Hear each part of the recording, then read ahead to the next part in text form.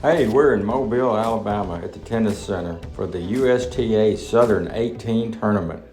Right after lunch, we're going to get some expert training by John Clover, USTA National, Orlando. Just to see a facility like this just kind of blows me away because we don't have anything. Who won? Okay, I'm McCravy Morris. I'm from Inman, South Carolina. Alrighty. I'm Mackenzie Barth and I'm from Charleston, South Carolina. All right. Looking forward to seeing this. All right. South Carolina and I'm 16. Very awesome. So, kind of the focus of today's today's workshop is the beginning of practice. And so one of the things that I do for the USTA is I'm around a lot of different academies around the country. I'll travel to different places to observe practice or help facilities out with their program.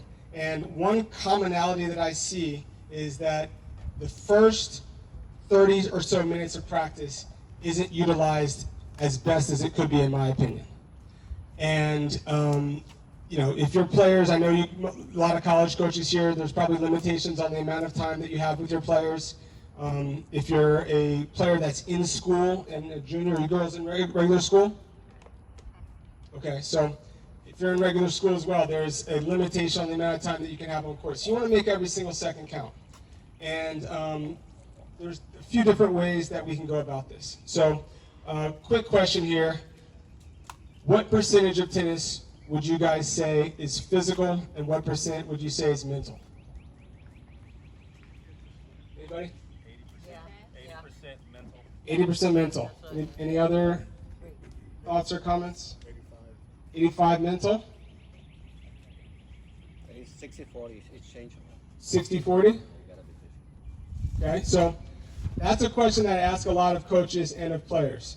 And I've never gotten an answer that tennis is more physical than mental at any level. Even at the younger ages when you're doing more teaching, it's still probably more mental than it is physical.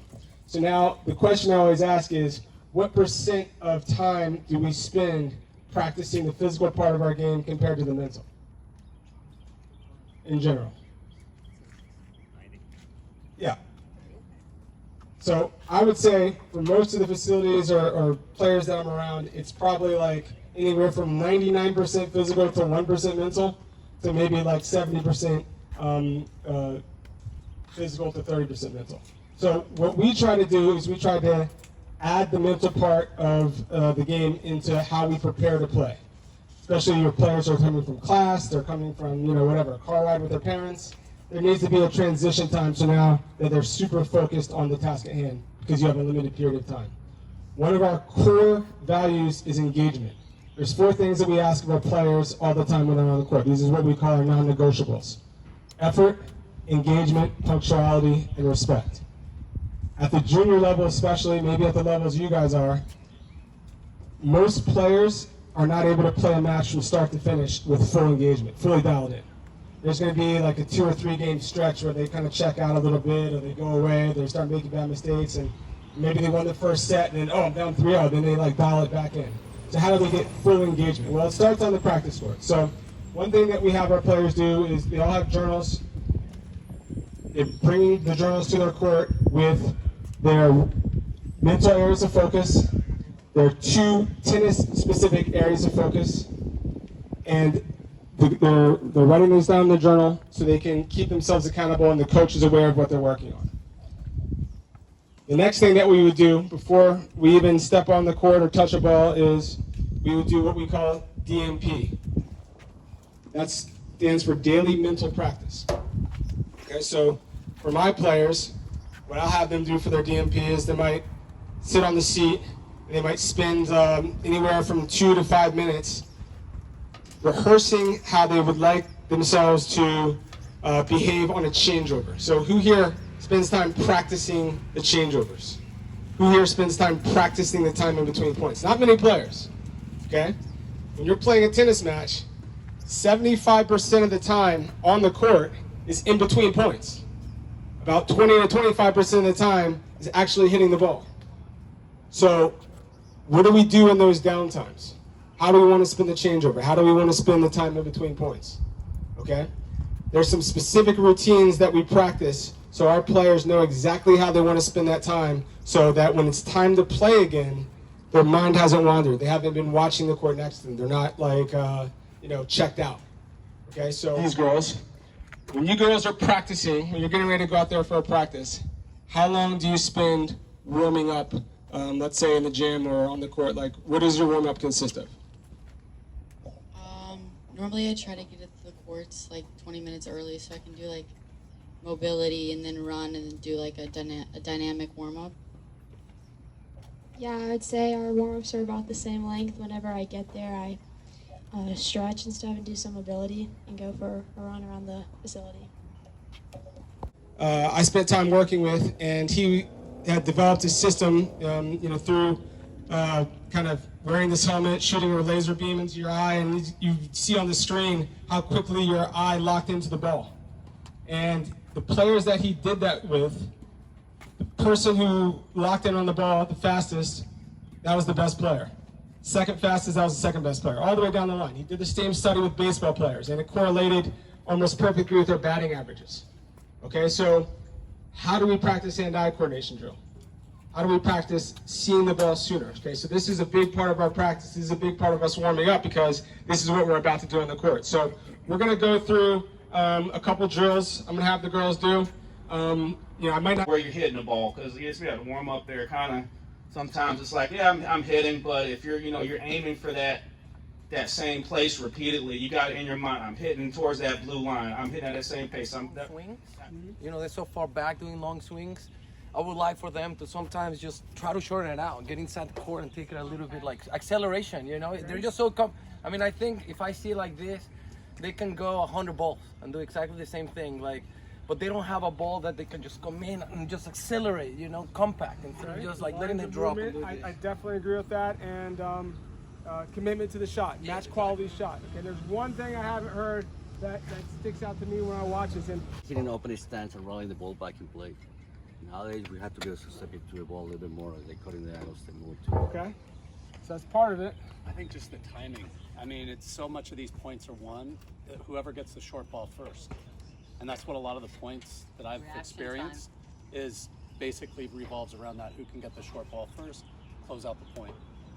Okay, so one thing that I saw both girls doing was if I'm watching two players doing cross courts, whether they're drilling, warming up, whatever, in my mind, I should think that they're playing a match.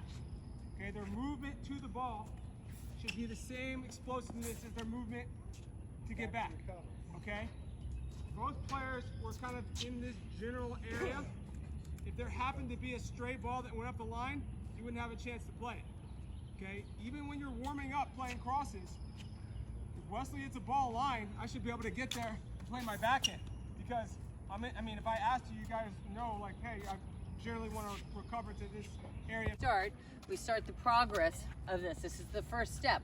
And then you start to let it evolve. And then all of a sudden you start seeing where your players are moving, where their strengths and weaknesses are. Then they start developing that court awareness and they're getting in position. Then they start recognizing the pattern of where the ball is coming if they hit it into a certain position.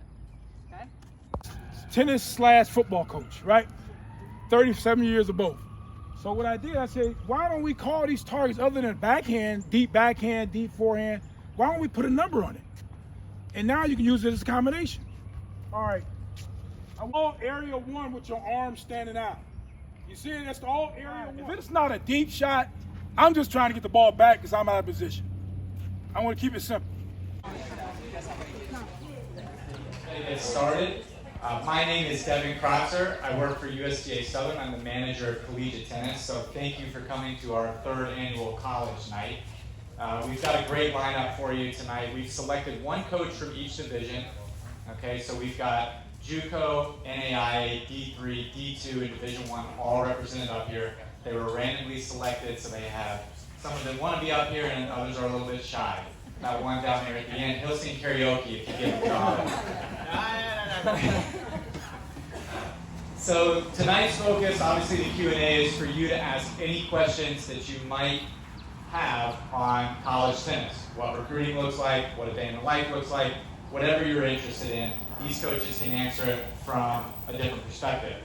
And they all have a ton of experience, and I'm very happy to have them here. But after this Q&A is done, you will have a chance to go over to the booths and meet one-on-one with the college coaches. So we have about 23, 24 coaches in attendance. They'll be here for tomorrow and Friday to watch the players play, and kind of they'll be around the ground so you can kind of chat with them. So Q&A format is pretty open. If you have a question, you can raise your hand. We're also big into like the sciences and all that.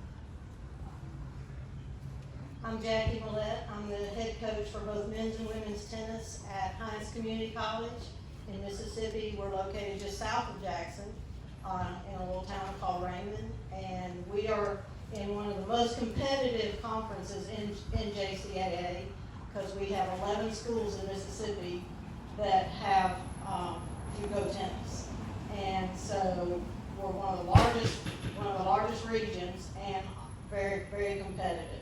Our main goal is to help develop players to get them to the next level. We're a 2-year college, and so most of our players come and they want to play at the next level. We give them a lot of match time, a lot of court time, so they can continue at a university. Hello everyone, I'm Coach Nate Gangelhoff from Carson Newman University. I'm the men's and women's head tennis coach, and we are a Division II program located.